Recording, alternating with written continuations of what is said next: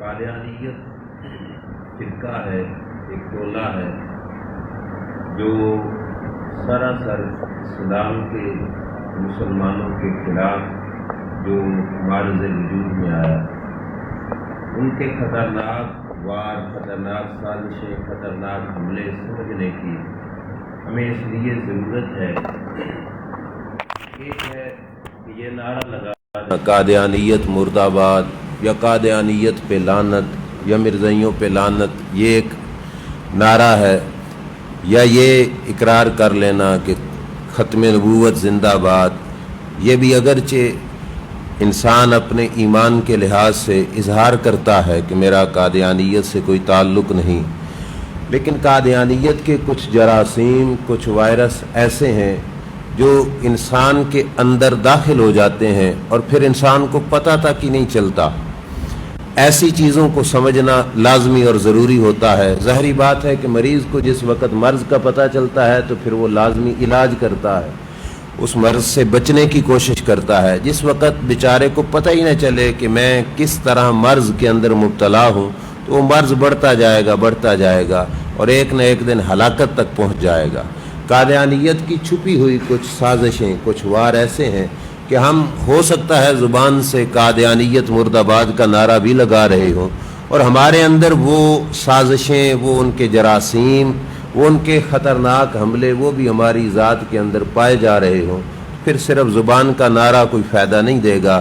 خدا نخواستہ اگر راستے میں بچ نہ سکا تو ہو سکتا ہے کہ وہ قادیانیت کی طرف متوجہ ہو جائے۔ اس واسطے بنیادی طور پر ان چیزوں کو سمجھنا لازمی اور ضروری ہے، اور یہ چیزیں بیان کرنا ہمارا ایمانی حق ہے۔ اللہ تعالیٰ قرآن میں فرماتا ہے نا، کذالک نفصل الآیات، کہ میں اپنے دین کی نشانیاں کھول کے بیان کرتا ہوں، تفصیل سے بیان کرتا ہوں۔ کیوں؟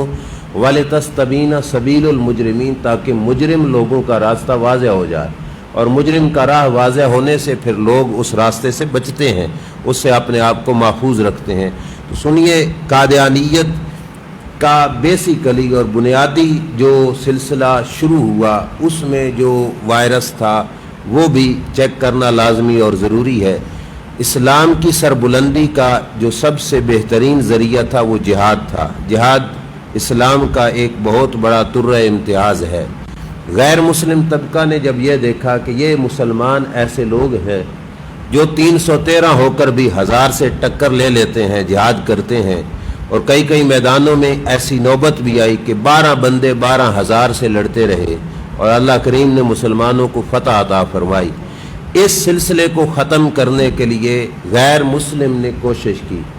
بر صغیر کی سرزمین پر، یہ پاکستان بننے سے بھی کافی پہلے کے وقت میں، جس وقت بر صغیر کی سرزمین پر انگریز حکمران مکمل طور پر اپنا تسلط جما چکے، اپنی حکومت کے پاؤں پکے کر چکے، تو اس وقت انگریز حکومت نے اس بات پر سرچ کرنا شروع کی کہ مسلمانوں کو اندرونی طور پر بکھیرنے کا کوئی سلسلہ دیکھا جائے، کہ مسلمان اندرونی طور پر بکھر جائیں، مطلب ٹولیوں میں، فرقوں میں بٹ جائیں، تاکہ مسلمانوں کی اجتماعی طاقت نہ رہے۔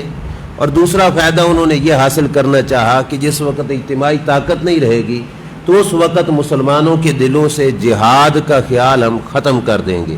اس مقصد کے لیے انہوں نے کچھ لوگ ڈھونڈے کہ جا کے چیک کریں کہ کس ذریعے سے مسلمانوں کو اندرونی طور پر کمزور کیا جا سکتا ہے اور مسلمانوں میں افتراق، انتشار اور فرقہ بازی کو جو ہے شروع کیا جا سکتا ہے۔ میرے پاس کتاب ہے برطانوی مظالم کی کہانی، بہت تفصیل سے انہوں نے لکھا۔ یہ کالج، یونیورسٹی کے اسٹوڈنٹس اس کا مطالعہ کرتے ہیں۔ اس میں یہ بات ہمیں ملی کہ جس وقت انگریز نے یہ چیک کیا کہ مسلمان کس طریقے سے فرقوں میں بٹ سکتے ہیں اور ان کے اندر سے جہاد کا خیال ختم ہو سکتا ہے، تو یہ کام انگریز نے ذمہ لگایا پادریوں کے، عیسائیوں کے جو عالم ہیں ان کے۔ انہوں نے مسلمانوں کو اندرونی طور پہ چیک کیا۔ چیک کرنے کے بعد جو رپورٹ انگریز تک پہنچی وہ انہوں نے نقل کی۔ وہ رپورٹ یہ تھی کہ انہوں نے کہا کہ یہاں کے باشندوں کی ایک بہت بڑی اکثریت پیری مریدی کے رجحانات کی حامل ہے۔ کہ بر صغیر کے مسلمانوں میں رواج ہے، رائج ہے یہ طریقہ کار کہ وہ پیری مریدی کرتے ہیں۔ اب پیری مریدی غلط نہیں تھا، لیکن اگلا سٹیپ جو انہوں نے دیکھ کر حملہ کیا، ایک وائرس داخل کیا، ایک ہمارے اندر نقصان دہ سلسلہ شروع کیا، وہ کیا تھا؟ انہوں نے کہا کہ پیری مریدی کے رجحانات کی حامل ہے، لہٰذا کسی ایسے غدار کو ڈھونڈنے میں ہم کامیاب ہو جائیں جو ذلی نبوت کا دعویٰ کرنے کو تیار ہو جائے، کہ پہلے بنے عوام کا پیر و مرشد، اور جس وقت لوگوں کی عقیدتوں کا مرکز بن جائے تو اس وقت پیری مریدی سے آگے بڑھ کر وہ اپنے آپ کو نبی کہے۔ کوئی ایسا بندہ تلاش کرو۔ انہوں نے کہا کہ ایسا شخص اگر ہمیں بر صغیر کی سرزمین پر مل جاتا ہے تو پھر اس کے حلقہ نبوت میں ہزاروں لوگ جوک در جوک شامل ہو جائیں گے، اکثر لوگ یعنی شامل ہو جائیں گے، جس کے ذریعے سے ہم اپنا کام چلا سکیں گے۔ نبوت کا اعلان کرانا، نبوت کا دعویٰ کرانا اس واسطے ضروری تھا کہ ہمارے آقا صلی اللہ علیہ وسلم کو تو رب نے خاتم النبیین بنایا، نبوت کا دروازہ تو بند ہو گیا، اور سرکار تو جہاد کا حکم دے کے گئے۔ اب بعد میں کوئی شخص مولوی تو یہ کہہ نہیں سکتا تھا کہ جہاد نہیں کرنا یا جہاد جائز ہی نہیں ہے۔ انہوں نے کہا کہ کوئی ایسا شخص ڈھونڈا جائے جو صرف پیر نہ ہو، نبوت کا دعویٰ کرے، پہلے بنے نبی، اور نبی بننے کے بعد وہ کہے کہ جہاد تو جائز ہی نہیں ہے، جہاد تو حرام ہے، تو لوگ جہاد سے پیچھے ہٹ جائیں گے۔ یعنی پہلے نبوت کے اعلان کرا کے، دعویٰ کرا کے، لوگوں کو نبوت کے اس کے ماتات لگا کر اب اس سے اعلان کرایا جائے کہ جہاد نہیں ہے۔ تو انہوں نے اس مقصد کے لیے غدار کوئی ڈھونڈنے کی کوشش کی، اور یہ بھی پھر یہ سلسلہ چلتا رہا۔ انہوں نے کافی کوشش کے بعد بر صغیر میں مختلف قسم کے لوگوں کا گٹھ جوڑ بنایا۔ اب اس میں مختلف فرقے مارز وجود میں آئے، جس میں میسی کلی نام ایک تو ہے، مولوی چراغ علی، یہ غیر مشہور شخص ہے، اس کا اتنا مشہوری نہیں ہوئی۔ دوسرے نمبر پر سر سید احمد خان، یہ معروف شخصیت ہے، یہ بھی ان کے ہتھے چڑھے، اور کچھ علماء دیوبند یہ ان کے ہتھے چڑھے۔ ان کے ہم خیال لوگوں میں انہوں نے دیکھا تو مرزا غلام احمد قادیانی ان کو ملا۔ اب انہوں نے مرزا غلام احمد قادیانی اور ان لوگوں کے مشترکہ دماغی جوڑ سے ایک تنظیم شروع کر دی کہ یہ شخص آہستہ آہستہ نبوت کا دعویٰ کرے۔ اب ظاہری بات ہے، کسی شخص کو اچانک کہا جائے تو نبوت کا دعویٰ کر، تو وہ اتنا جلدی تو نہیں کرے گا۔ انہوں نے آہستہ آہستہ کہ پہلے وہ کہتا ہے کہ میں ماتحت نبی ہوں، پھر ذلی نبی ہوں، پھر آہستہ آہستہ بروزی نبی ہوں، یہ سلسلہ اس نے شروع کیا۔ آخر کار چلتے چلتے 1901 کے اندر، یہ جو 2020 چل رہا ہے اسی کو پیچھے یعنی 120 سال پیچھے لے جائیں تو 1901 کے اندر مرزا قادیانی نے نبوت کا دعویٰ کر دیا کہ میں اللہ کا نبی ہوں۔ انگریز گورنمنٹ کا مکمل طور پر اس کو پس پشت سہارا حاصل تھا۔ انگریز حکومت نے پوری طرح اس کو ٹیک فراہم کی کہ تمہیں کچھ نہیں ہونے والا، نہ تمہیں کوئی روکنے والا ہوگا، نہ تمہیں کوئی نقصان پہنچائے گا، نہ کسی کی طرف سے تمہیں تکلیف پہنچے گی، ہم مکمل تمہارے ساتھ ہیں۔ تو اس نے کھل کر نبوت کا دعویٰ کیا کہ میں معاذ اللہ اللہ کا نبی ہوں۔ نبوت کا دعویٰ کر کے اس حد تک پہنچا کہ اس نے اپنی کتابوں میں یہاں تک لکھا کہ جو شخص مجھے نبی نہیں مانتا وہ تو مسلمان ہی نہیں۔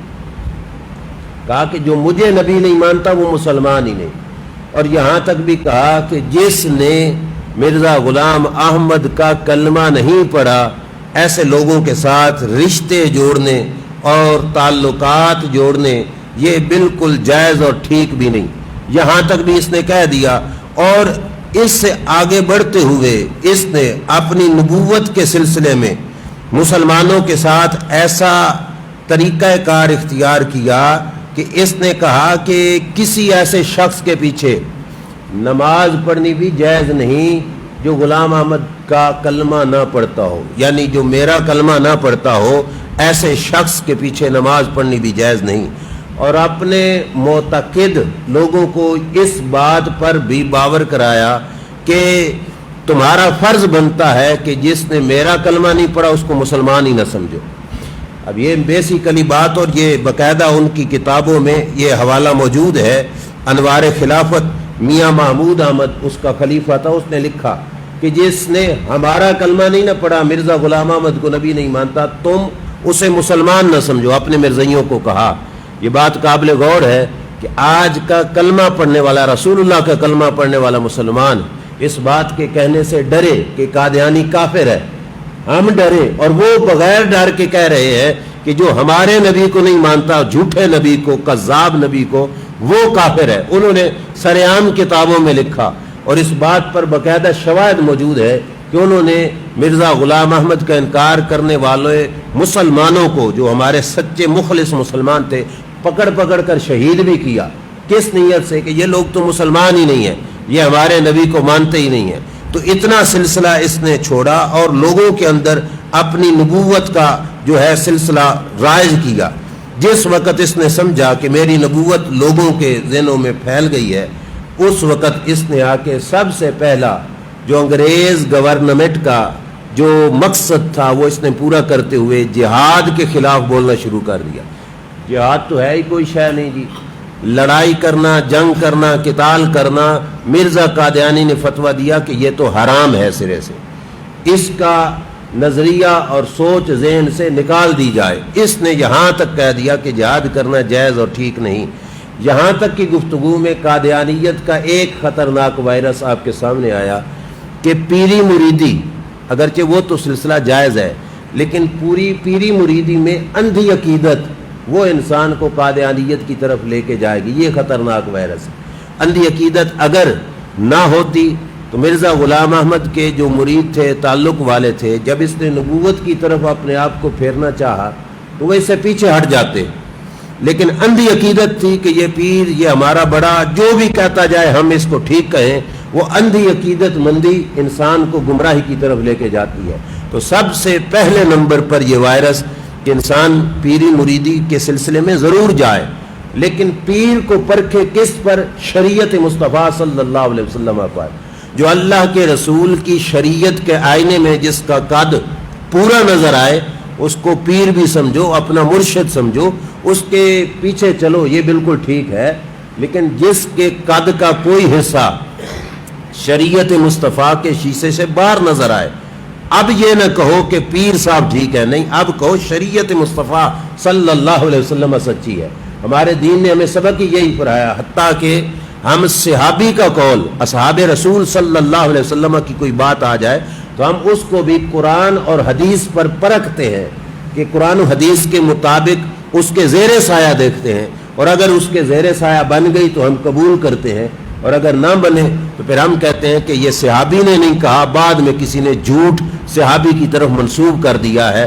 ہم قرآن و سنت سے ہٹ کر صحابی کی نام کی بات کو بھی نہیں مانتے، حتیٰ کہ یہ بات ذہن میں رکھنا، اللہ کے نبی صلی اللہ علیہ وسلم کی حدیث پاک بھی ہمارے سامنے آئے تو ہم اس کو بھی قرآن پر ہی پرکھتے ہیں۔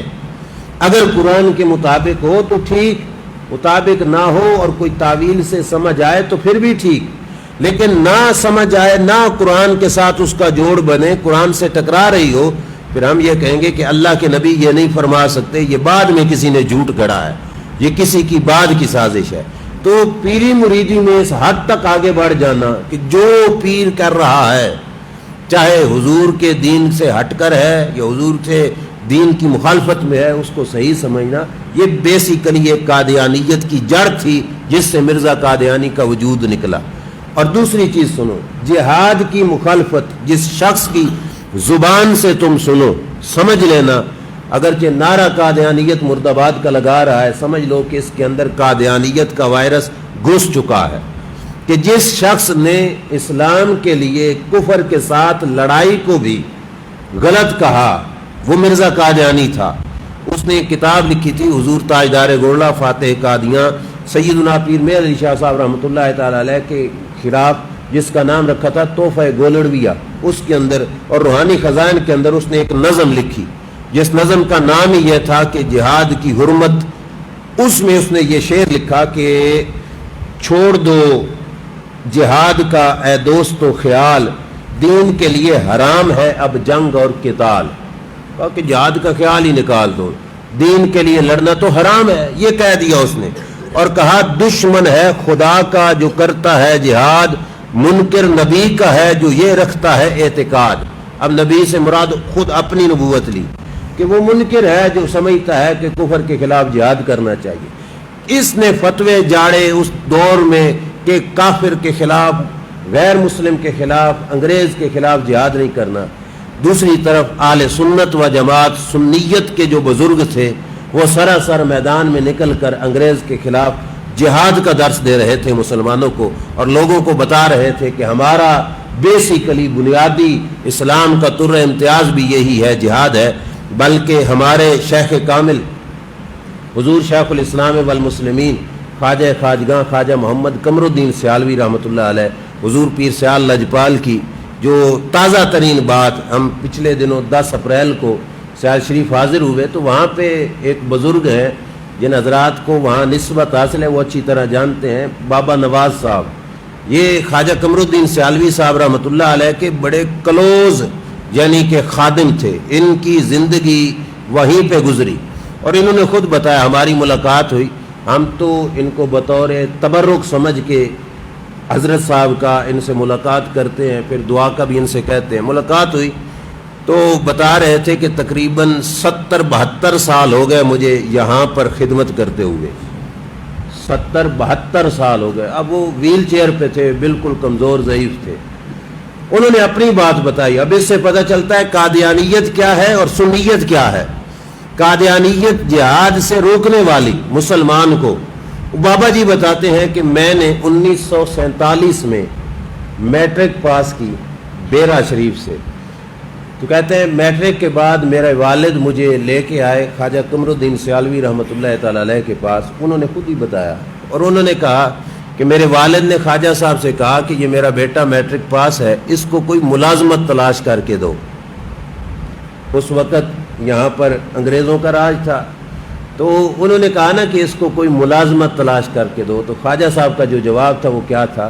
وہ یہ تھا کہ میں انگریزاں نال جنگ کرن ٹریاں تے تو پتر نوکر رکھان لگا، کہ میں انگریزاں نال جنگ کرن چلیاں تے تو پتر ملازم اور نوکر رکھان لگا۔ فرمایا کوئی ملازمت نہیں، یہیں پہ میرے پاس ہی رہے گا۔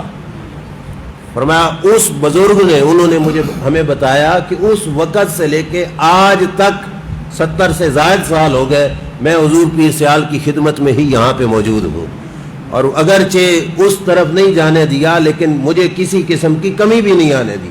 حج بھی کرائے، عمرے بھی کرائے، کہتے ہیں ساتھ لے کے مجھے حج و عمرے پہ ساتھ گئے تھے۔ تو بہرحال یہ سلسلہ ہمارے بزرگوں میں کیا ہے کہ وہ جہاد کو اتنا جو ہے ہائی لائٹ کرتے ہیں، عروج دیتے ہیں، بلند کرتے ہیں، اور ادھر قادیانیت کیا ہے کہ جہاد کی خلاف ورزی ہے۔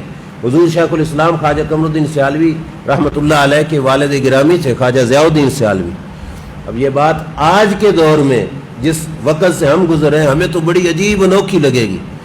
آپ کے زمانہ اقدس میں انگریز گورنمنٹ کا ملازم سیال شریف پہنچا، اور حضور خواجہ ضیاء الدین سیالوی رحمۃ اللہ علیہ کی گھوڑی تھی، بڑی پسند کی، بہت پیاری گھوڑی تھی، اس کے ماتھے پر اس نے ہاتھ پھیر دیا پیار سے۔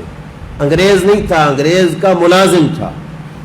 حضور خواجہ ضیاء الدین سیالوی گھر گئے، انہوں نے پسٹل نکالی اور گولی مار کے اپنی گھوڑی کو مار دیا، اور فرمایا جس گھوڑی کے ماتھے پہ انگریز کے ملازم کا ہاتھ لگا ہو، فرمایا محمد ضیاء الدین اس کی پشت پہ سواری بھی نہیں کر سکتا۔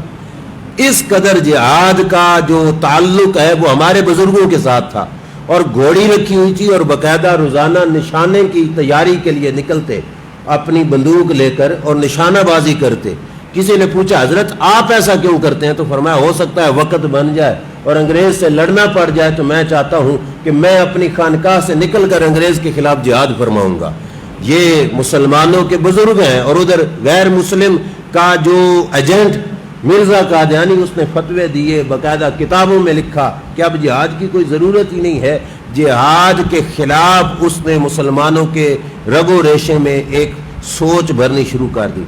یہاں تک کہ گفتگو میں دوسری چیز ہمیں نظر آ گئی، سازش کہو یا وائرس کہو، کہ ان کی ایک مہلک بیماری کہ جہاد کا دشمن جو شخص ہوگا، اگرچہ زبان سے قادیانیت مرد آباد کا نعرہ لگائے، سمجھ لو کہ قادیانیت چھپ کر اس کے اندر داخل ہو چکی ہے. ہم اگرچہ مجاہد نہیں، جہاد نہیں کر رہے، لیکن جہاد سے پیار ضرور ہے، اور شہادت کی تمنا یہ تو ہر مسلمان کے دل کی آرزو ہے. اور یہ ایک بہت بڑی نعمت ہے کہ میرے نبی علیہ السلام نے فرمایا جس شخص نے زندگی بھر اللہ سے سچے دل سے شہادت کی موت مانگی، فرمایا وہ گھر بستر پر بھی مرا، اللہ اسے شہادت کا درجہ عطا فرمائے گا. تو یہ سلسلہ مسلمان کے لیے، لیکن غیر مسلم کا یہ اعلی کار، یہ جو مرزا قادیانی تھا، اس نے واضح طور پر جو ہے جہاد کی خلاف ورزی کی. تیسری اور آخری چیز جو قادیانیت کا خطرناک وار ہے، اور جو آج سمجھنے کے لیے ایک آسان سلسلہ ہے، کہ جس وقت مرزا قادیانی نے غیر مسلم کے ایما پر باقاعدہ طور پر سامنے آیا اور دعوی نبوت کیا اور اسلام کے ساتھ غداری کی، تو اس بیس پر مرزا قادیانی نے اس بات کو بھی روشن کیا، واضح کیا کہ ہم انگریز کے غلام ہیں. انگریز کے پیار کی، انگریز سے محبت کی، انگریز کے ساتھ جوڑ لگانے کی مرزا قادیانی نے واضح طور پر اپنی کتابوں میں لکھا. اب یہ الفاظ سننا، مرزا کی کتاب ہے شہادت القرآن، اس کے صفحہ نمبر 82 پہ یہ الفاظ موجود ہیں. صرف مرزا ہی نہیں، مرزے کا والد بھی انگریز گورنمنٹ کے پٹھو تھے، نوکر غلام، اور ان کے مداح یعنی تعریفیں کرنے والے تھے. مرزے نے خود لکھا کہ میرے والد کی سوانح میں ہے، وہ خدمات کسی طرح میرے والد سے الگ نہیں ہو سکتی جو خلوص دل سے اس گورنمنٹ کی خیر خواہی میں بجا لائے. اس وقت گورنمنٹ کس کی تھی؟ برطانوی حکومت، انگریزوں کی حکومت. کہا کہ میرے والد کی خدمت کسی سے پوشیدہ نہیں. اور آگے کیا کہا کہ انہوں نے اپنی حیثیت اور مقدرت کے موافق ہمیشہ گورنمنٹ کی خدمت گزاری کی، کہ میرے والد کو جتنی طاقت تھی اس نے انگریزوں کی خدمت کے اندر ہی وقت گزارا. یہ ایک کتاب. اور دوسری کا حوالہ سنیے جو مرزا نے جو دوسرے مقام پر اس نے پیش کیا، یہ بھی شہادت القرآن کا حوالہ ہے. اب یہ بات سننا، 1857 ایک جنگ ہوئی جس کو جنگ آزادی کہا جاتا ہے. ہمارے امام اہل سنت کے امام فضل حق خیر آبادی رحمۃ اللہ علیہ نے جہاد کا فتویٰ دیا تھا اور انگریز کے ساتھ ٹکرائے تھے، جیلوں کی سزائیں برداشت کی تھی پر پیچھے نہیں ہٹے تھے. انگریز حکومت نے صرف اتنا کہا تھا کہ تم فتویٰ واپس لے لو، ہم تمہیں چھوڑ دیں گے. تو آپ نے فرمایا مر تو سکتا ہوں پر شریعت مطہرہ کا فتویٰ واپس نہیں لے سکتا. تو یہ اس دور کی بات مرزے نے اپنے باپ کی کہی کہ 1857 کے مفسدہ میں مسلمانوں کا جو جہاد تھا اس کو کیا کہا؟ مفسدہ. مفسدہ کا معنی ہے فساد. کہ جو فساد ڈالا گیا اس میں یہ لکھتا ہے کہ جب کہ بے تمیز لوگوں نے، مسلمانوں کو کہہ رہا ہے بے تمیز لوگوں نے اپنی محسن گورنمنٹ کا مقابلہ کیا. محسن گورنمنٹ کون ہوئی؟ انگریز. اور بے تمیز کس کو کہا؟ مسلمانوں کو. مسلمان تو بیچارے اس وقت سے لڑ رہے تھے کہ ہمیں الگ ایک وطن دیا جائے اور الگ آزادی کا جو ہے اظہار خیال کر رہے تھے. یہ انہی محنتوں کا نتیجہ تھا جو پاکستان مارز وجود میں آیا. لیکن اس نے کہا بے تمیز لوگ اپنی محسن گورنمنٹ کے ساتھ مقابلہ کر کے ملک میں شور ڈال دیا. تو مرزے کے ابا جی اس وقت کیا کر رہے تھے جب مسلمان غیر مسلم سے لڑ رہے تھے؟ تو کہا تب میرے والد نے 50 گھوڑے اپنی گرہ سے خرید کر کے گورنمنٹ کی خدمت میں پیش کیے. یہ انگریز کی خدمت کر رہے ہیں. 50 گھوڑے اپنی گرہ سے مراد ہے اپنی جیب سے خرید کر انگریز گورنمنٹ کو پیش کیے. کس خاطر؟ کہ مسلمانوں کے خلاف لڑیں. اور کہا کہ ساتھ ہی 50 سوار 50 بندے بھی دیتے. کون سے؟ جو انگریز کے بازو سے بازو جوڑ کر مسلمانوں کے خلاف لڑیں. یہ مرزے کا والد کر رہا ہے.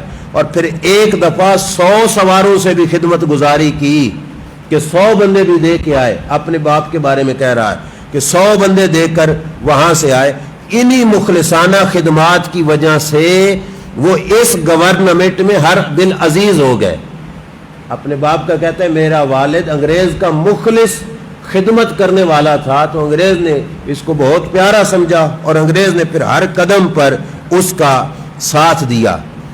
اپنے بارے میں جو لکھتا ہے وہ کیا ہے؟ یہ کتاب کا حوالہ ہے تبلیغ رسالت یہ مرزے نے خود لکھی، الفاظ سنتے جاؤ، میں تھوڑی وضاحت کروں گا۔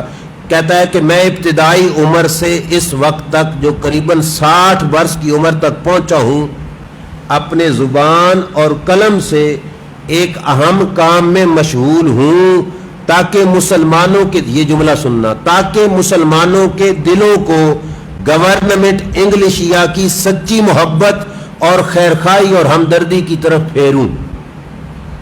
یعنی 60 سال سے میں نے قلم سے جو لکھا، جو زبان سے تقریریں کی، مرزا خود کہتا ہے کہ میری سوچ یہ ہے کہ انگریز کی محبت مسلمانوں کے دلوں میں پیدا ہو جائے۔ یہ 60 سالہ خدمات ہیں اس شخص کی جو نبوت کا دعویٰ کرتا ہے۔ نبی تو غیر مسلموں سے لڑتے ہیں، جہاد کرتے ہیں، یہ کہتا ہے کہ میں نے مسلمانوں کے دل میں محبت ڈالنی شروع کی۔ آگے سننا، اور ان کے بعض کم فہموں کے دلوں سے غلط خیال جہاد کو دور کروں، کہ مسلمانوں کے دلوں سے جہاد کو دور کروں، اس واسطے تاکہ انگریز کے خلاف مسلمان جو ہے جو ذہن رکھتے ہیں وہ ختم ہو جائیں۔ اگلا حوالہ جو تریاق القلوب کتاب کا ہے، کہتا ہے کہ میری ہمیشہ سے یہ کوشش رہی کہ مسلمان اس سلطنت کے سچے خیرخواہ ہو جائیں۔ سلطنت سے مراد انگریز گورنمنٹ۔ اپنی بات کہتا ہے کہ میری خواہش رہی کہ مسلمان اس گورنمنٹ کے سچے خیرخواہ بن جائیں۔ اب آپ خود سمجھتے جاؤ کہ یہ مسلمانوں کا خیرخواہ ہے۔ ہمارے بزرگ جس دور میں جان پر کھیل کر انگریز سے لڑ رہے تھے، اس دور میں یہ انگریزوں کا خیرخواہ بنا رہا تھا۔ اور آگے کہتا ہے کہ جو جہاد کا خیال احمقوں کے دلوں میں ہے، احمق کہا مسلمانوں کو، بے وقوف کہا، اس کو ختم کرنے کی میں نے پوری کوشش کی تاکہ مسلمانوں کے دلوں سے جہاد کا خیال ختم ہو جائے۔ اچھا اگلا حوالہ سن لو اور پھر حیران ہو گئے کہ قادیانیت نے اسلام کو کتنا نقصان پہنچایا۔ مرزا خود لکھتا ہے کہ میں نے جہاد کی ممانعت اور انگریزی اطاعت کے بارے میں اس قدر کتابیں لکھیں اور اشتہار شائع کیے کہ اگر میری کتابیں اور اشتہار جمع کیے جائیں تو 50 الماریاں ان سے بھر سکتی ہیں۔ یہ بات سمجھ آ رہی ہے نا؟ 50 الماریاں کتابوں سے بھر سکتی ہیں، جو میں نے اس مقصد کی خاطر لکھی کہ لوگ انگریز کی طرف، انگریز کی غلامی کی طرف آ جائیں۔ حوالے تو بہت زیادہ ہے لیکن وقت کے پیش نظر میں یہیں پر ختم کرتا ہوں کہ جو اس بدبخت نے اپنی زبان سے انگریز کی تعریف میں اتنی بڑی بات کی کہ اس نے کہا خدا نے اپنے خاص فضل سے میری اور میری جماعت کی پناہ اس گورنمنٹ کو بنا دیا، کہ میں اور میری ساری جماعت اس گورنمنٹ کے زیر سایہ زندگی گزارے۔ اور یہ اگلا جملہ خاص کر کے میں سنانا چاہتا تھا، وہ یہ ہے، کہتا ہے یہ امن جو اس سلطنت کے زیر سایہ ہمیں حاصل ہے، نہ مکہ میں مل سکتا ہے نہ مدینہ میں مل سکتا ہے، معاذ اللہ۔ مطلب اس کا یہ کہ انگریز گورنمنٹ کے پاس اس کی گود میں رہ کر مجھے جو امن ہے، اپنے بارے میں کہتا ہے، وہ مجھے نہ مکہ میں مل سکتا ہے نہ مدینہ میں مل سکتا ہے۔ ظاہری بات ہے مکہ اور مدینہ کے فرشتے تجھ پہ لعنتیں بھیجیں گے جس نے انگریز کی اتنی وفاداری کی، تو تجھے واقعی امن انگریز کی گود میں ہی ملے گا۔ یہاں تک کہ گفتگو میں تیسرا وائرس انگریز کا قادیانیت کی خطرناک سازش، کہ جس شخص کے دل میں انگریز کی محبت موجود ہو اور وہ انگریز کے خلاف بولنے والے سے جھگڑے اور کہے نہیں جی انگریز اس طرح ہمارے محسن ہیں، یہ ہے وہ ہے، سمجھ لو کلمہ رسول اللہ کا پڑھتا ہے، مگر اس بدبخت کے اندر قادیانیت کا زہر گھل چکا ہے، اور خطرہ ہے کہ اگر کسی عالم اور کسی نیک پیر و مرشد کی صحبت نصیب نہ ہوئی تو ہو سکتا ہے یہ شخص زندگی کے کسی موڑ پر قادیانیت کی طرف ہی نہ چلا جائے، مرزائی ہو جائے۔ اس واسطے مسلمانیت کے لیے ہمیں ان 3 چیزوں سے بچنا لازمی اور ضروری ہے: اندھی عقیدت مندی، اور دوسری چیز یہ ہے کہ جہاد کی مخالفت، اور تیسری چیز انگریز کی محبت اور دوستی۔ یہ 3 چیزیں بیسیکلی ہمیں قادیانیت کی، اور بھی خطرناک سازشیں ڈھیر ساری ہیں لیکن آج کی گفتگو میں ہم نے یہ چند رکھی۔ اللہ تعالی ہمیں سمجھنے کی اور عمل کی توفیق عطا فرمائے، اور ان چیزوں کو ہائی لائٹ کر کے اپنی زندگی گزارنا، آنکھیں بند کر کے اس چیز پر ایمان رکھنا کہ انگریز ہمارا وفادار نہیں ہو سکتا، रसूलुल्लाह सल्लल्लाहु अलैहि वसल्लम से जो लोग वफादार नहीं हुए वो हमारे किसी लम्हे एक सेकंड के लिए भी वफादार नहीं हो सकते। गैर मुस्लिम का हथकंडा होगा वो शख्स जो गैर मुस्लिम के इन लोगों को अपने लिए वफादार समझे और उनके साथ वफादारियां करे। अल्लाह ताला हमें समझने की तौफीक अता फरमाए। व आखिरु दावाना अनिल हम्दुलिल्लाहि रब्बिल आलमीन।